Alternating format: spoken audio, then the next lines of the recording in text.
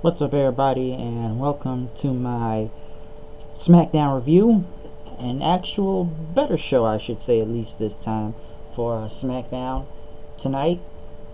As the main event tonight was going to be Randy Orton versus Shinsuke Nakamura. Whoever wins will face Jinder Mahal, where it will be at Hell in a Cell now at the next month's pay-per-view, so they're going with that. They pretty much showed before they even kicked off the show, they addressed the whole JBL and not be on commentary anymore because he's going to help his charity organization that he runs. And I guess during that schedule, I think it's too much that he has to take a leave from commentary. So, they put Corey Graves back on Smackdown. I know it was announced yesterday, so pretty much now Corey Graves is doing both Raw and Smackdown. I thought he was going to be doing 205 Live also, but they gave, like I said before yesterday, they gave it to Nigel McGuinness. So we are going with Graves, Saxton. Well, yeah, Graves is going to be on Raw and Smackdown now. And he talked about, they pretty much talked about, I shouldn't say talk about, but Randy Orton pretty much talked about Nakamura, if he would rise or fall, and that he can't let his guard down even for 1 second, and Nakamura should know that. But he says he will win and get his title back from Jinder Mahal. Shinsuke Nakamura then cut a promo talking about the legend of Randy Orton, but he said he is chasing his destiny of becoming the WWE champion, and not even the venom of the Viper could knock him off his path. Next you know, James Ellsworth was in the ring with Carmella. They were about to do something until Kevin Owens came out and told Carmella, we know you have a match right now, but you know what? I'm going to be the special guest referee. And he tried to take the referee's shirt until Shane McMahon came out and told Kevin, you're not doing this again. Alright, you've had plenty of opportunities to get the U.S. title back, but it's not happening. And you try to blame me for this all the time. And he told Owens, you need to stop blaming me for everything, all the losses from SummerSlam to Baron Corbin walking out on you, everything. And Owens pretty much, talked about Shane McMahon, and Tyrion talked about his pretty much his kids and his family stuff. Said Shane McMahon does all the crazy stuff. Did your dad not give you any attention, or I can jump off a Hell in a Cell, and I can do my goofy entrance with my kids and stuff. And Shane told him, don't mention my kids again. Kevin Owens then pretty much wanted to say, you fall off things, and you just survive and get back up, just like that helicopter crash. Just show he's a real man and everything. And Owens pretty much says the McMahon family would have been better off if you hadn't survived that helicopter crash. Everybody, no one would care.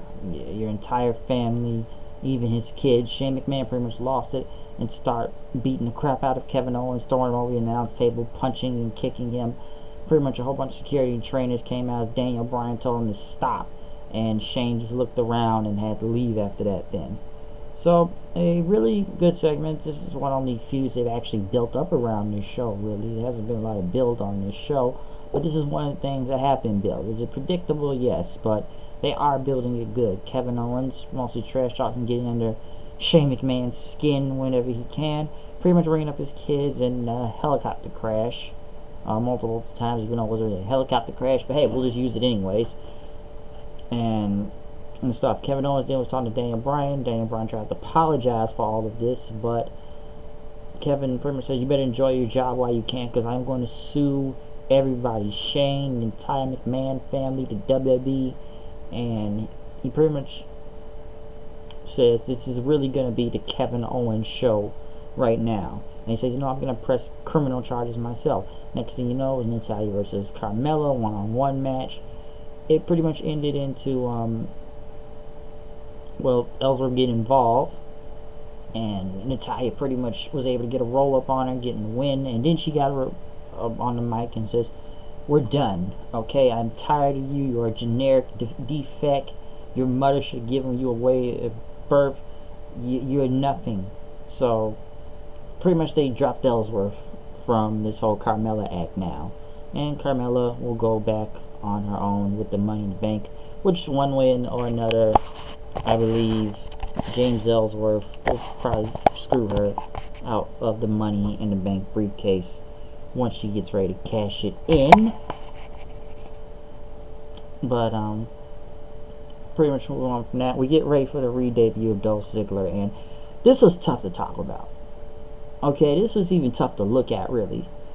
Dolph Ziggler comes out, he does the same old entrance, and he pretty much all out the fans, you're sitting on your hands for me, you're not doing anything. And then he comes back, he starts mocking Cena's entrance, because everything's about gimmicks around here in this company. And then he came, oh, you want a nostalgia? You want that? You want that? And he pretty much comes out as Macho Man with a woman, I guess it's supposed to be Elizabeth.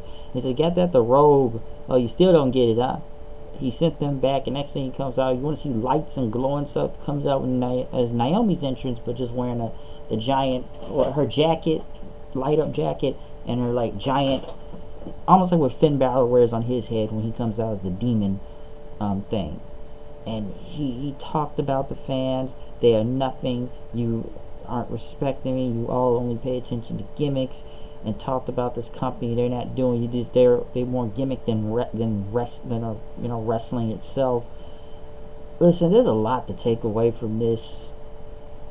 I wasn't sure if it was funny all the way, really, because I'm not sure about this whole act with Ziggler, okay? I know he's mocking the fans and that their intelligence is bad and that they're not showing respect and they only just care about gimmicks most of the time. But then he's pretty, I don't know, some say he buried some of his gimmicks. I'm sure he's going to do more of them every week now. So, I know he's mocking them, but I don't know where this is going. Because I didn't know where to take this as with this whole thing with Ziggler. Some are going to like it, some are not.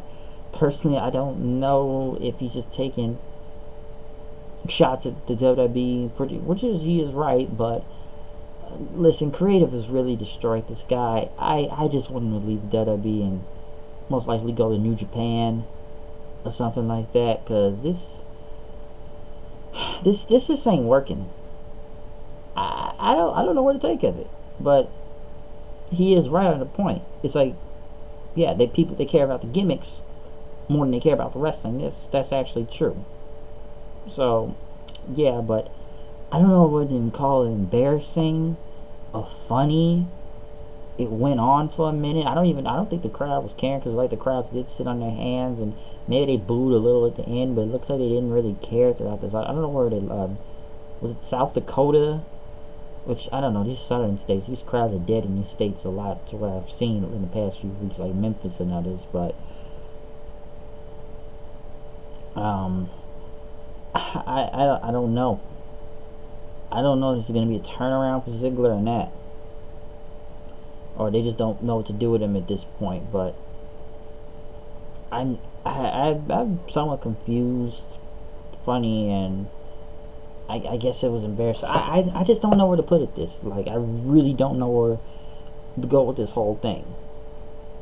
So, I just had to say that about the Ziggler promo. Maybe we'll give it another week. I don't know. I just want the guy to leave and maybe join the Bullet Club now in New Japan. I'd rather see him go to Japan or Ring of Honor at this point, because this thing with WWE isn't working. Now, here's another guy that's not going nowhere on this show either. Aiden English versus Sami Zayn. Sami Zayn losing in a minute and 48 seconds. Really much under 90 seconds, really. He missed a crossbody, and it ended after he pretty much did a roll up on Sami Zayn. So they just went back and forth, and then he got rolled up, and that was it. I guess it was a fluke victory, and then English was about to sing, but Sami chased him up the ramp then. Dude, I don't know what to do with Sami. I don't know what to do with Sami Zayn sometimes. I don't really know what to say about it, because it looks like you didn't want. We know what happened on Raw, and we want him on SmackDown. Now he's not really doing nothing on SmackDown now. Raw was bad. Now I don't know what's even getting worse on here. I don't know what they're going to do, continue this with a feud or not, because the whole Mike Kanellis thing or Mike Bennett thing failed badly with him and Sami Zayn, so they don't know what to really do with him. New Day was in back with Daniel Bryan as the Usos came up. Pretty much next week there will be a street fight, since they will be in Las Vegas next week. It'll be a street fight. And by the way, before I get into the next part, we've gone through this show for nearly a whole hour, and if you want to count it, it's only been like what 7 minutes of wrestling when you think about it throughout this whole show. So what I think kind of meant to count the 5:44 and minute 48. I think it's 6 minutes or 7 minutes really of wrestling throughout this whole show through the whole hour. But Daniel Bryan came out. He called Shane McMahon to the ring. Shane came out and Bryan asked Shane, "You remember what you told me last year when Miz kept taunting him and tormenting me saying I would never wrestle again?" And after he retired and he wanted to say screw his job, I want to screw this company, I want to punch, headbutt him in the face to defend himself, but he knew he had to put the company and his family and the rest of the roster on SmackDown first. And, Shane State took responsibilities for his actions. He knows, Daniel was in a tough spot, and Bryan says not only that is in a tough spot, this is a legal position. Our livelihoods and their families, the whole roster, how they make a living could hurt a lot of people. And Shane pretty much went on to say, no one doesn't push him when it comes to talking about his family. And he pretty much asked Bryan, what if your shoes on the other foot? Since he was a father himself now. Bryan pretty much says, you don't have to throw that in my face. And Shane says he wanted to talk to Kevin Owens and smooth things over, but Bryan said it's too late for that now. And he talked to Vince McMahon on the phone, and he says, you know what, you're indefinitely suspended, which the fans chanted, thank you, Shane. Okay, I don't know why they were thank you, Shane. It's not like they didn't fire, he quit or something, or he's leaving the company. He's just indefinitely suspended.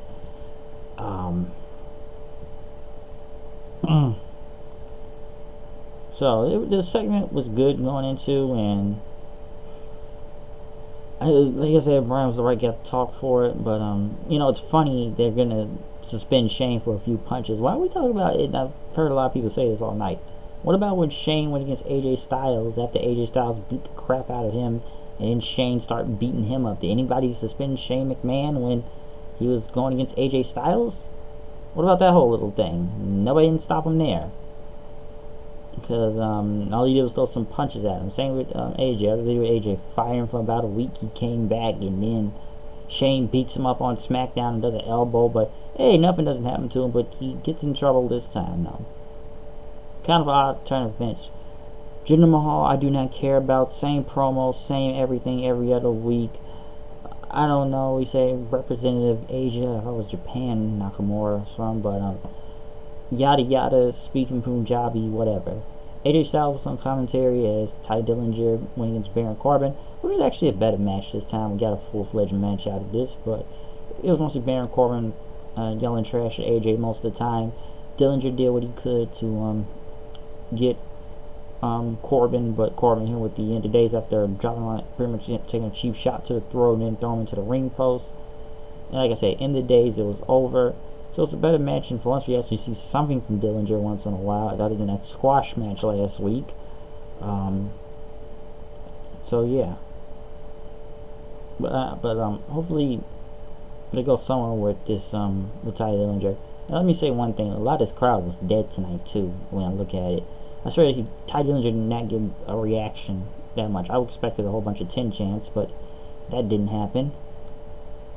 But AJ Styles talked to Dillinger in the back and says, you know what, you're the victim of a cheap shot artist like Baron Corbin, and you know what, I'm gonna give you a shot at the Open Challenge next week.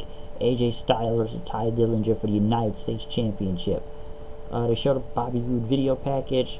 Ellsworth was in the back begging Carmella and everything, but Carmella says, you know what, we're doing things my way. She pretty much kissed him and then slapped him, so that breakup didn't last that long. They're back together nearly by the end of the night. Shinsuke Nakamura went against Randy Orton. Once again, I swear, even I know this crowd was there on the internet singing Nakamura's theme song. But this was a good match, a better match. I would say most in closing moments of Nakamura dodging the RKO, putting him into an arm bar, which looked really cool. I will say that was a good way to dodge it. Even Orton trying to go for another RKO, pretty much went to a backstabber. So this was a really good match, especially coming in the end of it. I was surprised it wasn't a screwy finish. It was just a clean win. Pretty much a clean win.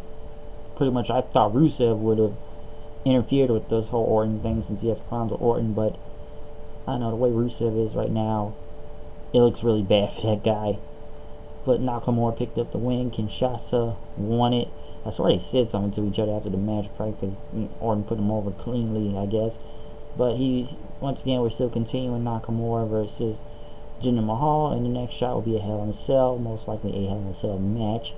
Will they get the belt off Jinder this time? I don't know, or we'll have more screwy finishes with the Singh brothers getting involved. They'll find a way to get in the cage somehow if that happens, this match happens, and and somehow Jinder will win. I don't want to say that, but we've seen this finish so many times in the past few months.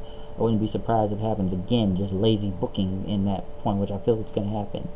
But as the show was ending, Kevin Owens was walking out of the building, and Daniel told him that Shane was suspended, so it's over. But now Kevin Owens says, we're just getting started, and next week on Smackdown, this is going to be his personal playground, and this is going to be Daniel Bryan's nightmare.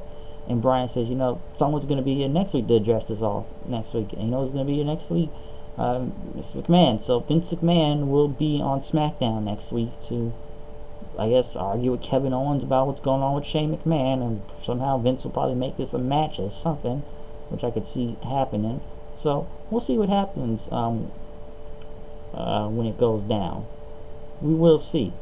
As for the show itself, a better show. There was mostly talk, mostly more build-up, really. It wasn't a lot of wrestling on the show, maybe after the second hour, really, but wasn't much to say from there. We know this was going into the main event, but there was mostly a lot of build-up, mostly for next week. There are a lot of title matches next week, as they're going to be live from Las Vegas and City.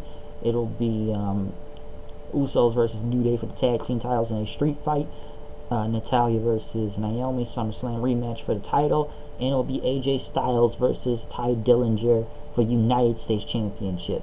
So the three title matches next week. Like I said, a lot of more build up really on this show. Mostly the Shane and Kevin Owens thing that took a lot of time throughout the whole hour, really. That's why we rarely saw any wrestling matches. Really disappointed in the whole Sami Zayn thing. That's just really looking bad for him. That was just bad. Who else? It's not going anything well from SmackDown. Yeah, I guess I could say that. So that was one of the things that really kind of irked me a little, was the whole Sami Zayn thing. I don't know why that was a squash match on him. I'm surprised the English even got the win. Will this go somewhere? I don't know. We'll see. But yeah, mostly a kind of a talk-heavy show. A lot of newsworthy stuff coming in. Most likely will build up more in weeks and weeks, especially Kevin Owens and Shane McMahon thing, which now Vince McMahon will be on the show himself next week. So hey, got a lot of title matches next week. Vince will be here, so SmackDown seems to have a lot going on next week. Hopefully it's going good, because SmackDown is looking very, very bad in these few months or weeks or whatever you want to put it. I can't even take Corbin seriously after what happened with Cena. So yeah, but I'm out of here. I'll see you guys later. Peace out.